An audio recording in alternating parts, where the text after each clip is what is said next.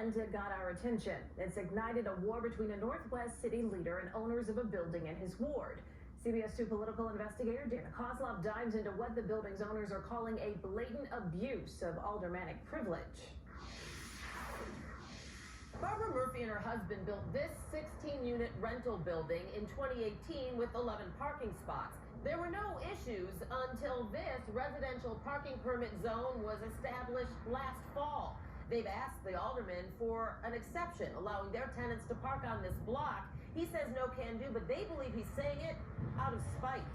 It's such a simple fix. Barbara Murphy hoped 45th Ward Alderman James Gardiner would agree when she approached him about amending the parking permit on the 4400 block of North La Crosse. To allow only our address to use those spaces. So that her tenants and their visitors could again park on the block instead of 2 blocks away, often their only option because their building is surrounded by a gas station, another apartment building, and parking restricted Montrose Avenue. Not having access to, nearby safe parking is a real concern of ours. Gardiner defends greenlighting the permit even after getting this letter from Chicago's Department of Finance stating they've surveyed the location and a permit is not recommended because 61% of street parking spots are usually available. So you're saying that the Department of Finance's recommendation was incorrect? I'm saying that if they go at off hours, when it's not Monday through Friday, 8 to 4, you'll see a greatly different story than you would be if you're going in the middle of the day when everybody is working.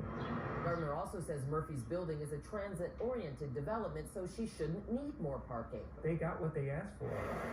But Murphy believes Gardiner's decision to override the city's recommendation is personal because she personally criticized him on social media, basing that on something the alderman said to her husband. He said, well, tell your wife to be quiet on Facebook or social media.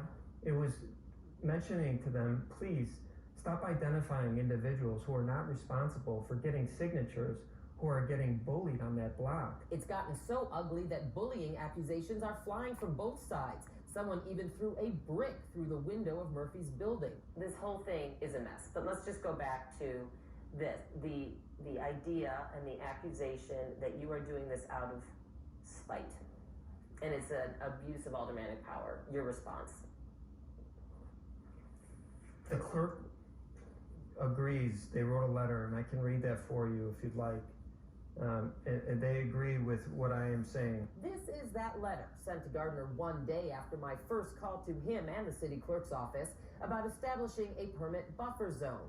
Gardiner insists city ordinance requires any parking buffer zone or permit exception include all residents who live within a 2-block radius.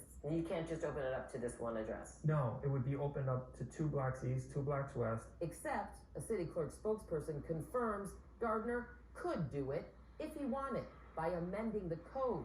This document shows he's done it before, granting a parking permit exception to just a handful of addresses on the 5200 block of Lovejoy. It's draining.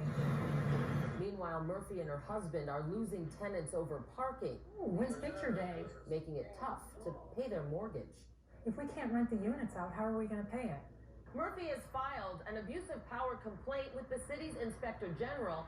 Gardiner is also named as a defendant in an unrelated federal civil rights lawsuit, which also alleges he abused his power. Gardiner says he looks forward to the truth in that case eventually coming out. In Jefferson Park, Dana Koslov, CBS 2 News.